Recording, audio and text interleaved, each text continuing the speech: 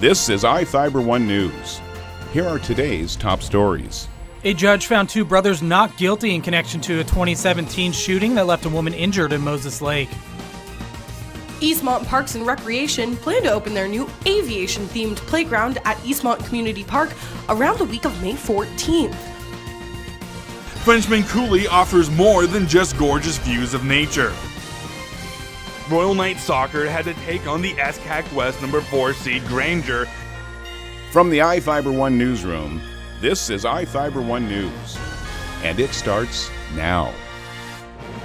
A judge found two brothers not guilty in connection to a 2017 shooting that left a woman injured in Moses Lake.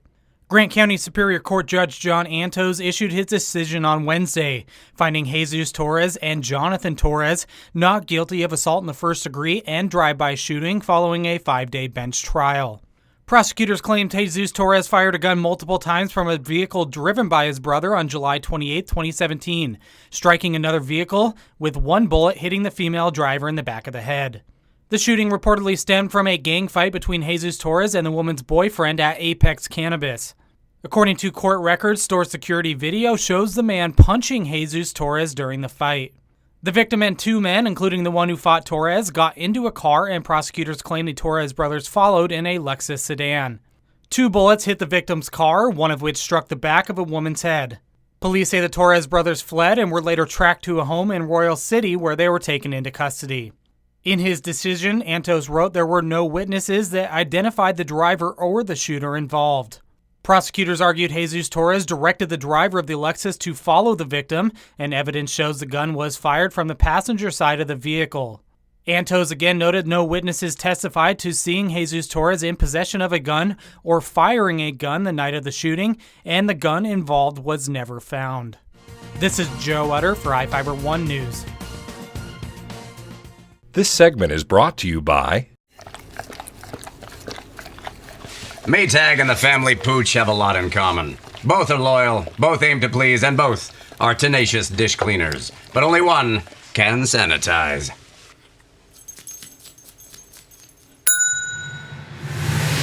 Maytag, what's inside matters. Maytag Appliances, now available at more furniture in Ephrata.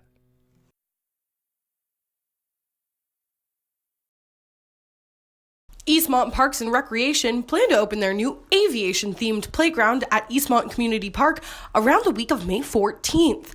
The office had hopes and a vision of this playground, which is located right across from Eastmont High School, for the past few years. The playground, which was gutted of its old equipment last summer for safety issues, received enough funding for the new facilities after a 2016 November bond passed. Along with other donations, around $500,000 went into new equipment and a splash pad.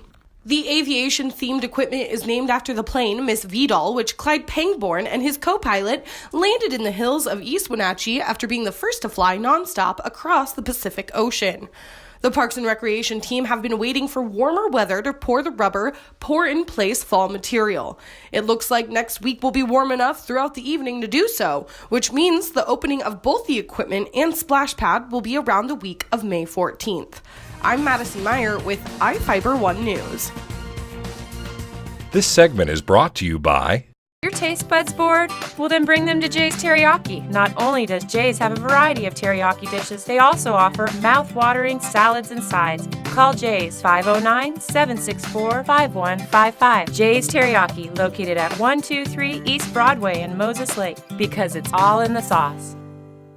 Off of Silica Road near George, Frenchmen Cooley offers more than just gorgeous views of nature. Adventure seekers from all over the United States find themselves climbing up the rock formations Frenchmen Cooley has to offer. Cole, Sean, and Tim are three such adventure seekers that found themselves in the heart of Washington State. We've been doing a cross-country road trip and... Oh, where are you guys from? I'm from Connecticut. From New York and Georgia. I was searching through Mountain Project and just flipping through pictures, and this place looked crazy. The rock looked fun, and it looked tall. We didn't even know Washington offered this type of desert because we've only seen like the rainforest. Funny enough, since we've been here, we're like, man, okay, well, we don't have the money now, but when we do, we're gonna start looking for some land around this place because this place is amazing. University of the Puget Sound student Drew and his friends love climbing as well. Drew is new to the sport and enjoys the challenge it brings, saying it's more than just see rock, climb rock. I haven't been climbing for a super long time. I started probably like a year ago now, and a lot of it's mental, like a ton of it. I just spent like longer than I probably should have on a climb that I might be able to do, just because you kind of push through mentally and like know that you can do it. The climbing walls are open year-round, but things really get going during the warm months.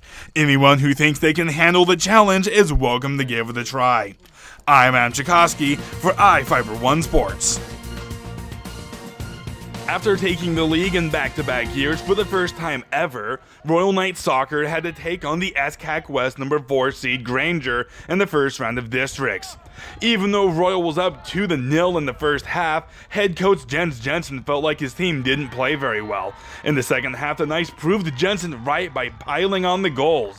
Royal scored a staggering 7 goals in the second half, with lots of different players getting in on the scoring action. First goal was nice, second goal was pretty fortunate, kind of a goalkeeper error, but second half, that was money. Royal dominated 9-0 and will advance to the semifinals. Connell and Highland play tonight to decide who's going to play in Royal in the semifinals. No matter what, the championship game and the third place game are both in Royal, which gives the Knights home field advantage throughout districts. Royal has not lost at home all season. A lot of teams say, oh, you guys have a home field advantage, and we do, because we're used to a surface that plays true. There's no other field in the league that plays as true as this one.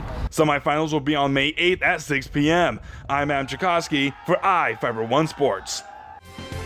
This is iFIBER 1 News. For more information on these stories and other news, visit us online at iFiber1.com or check us out on Facebook.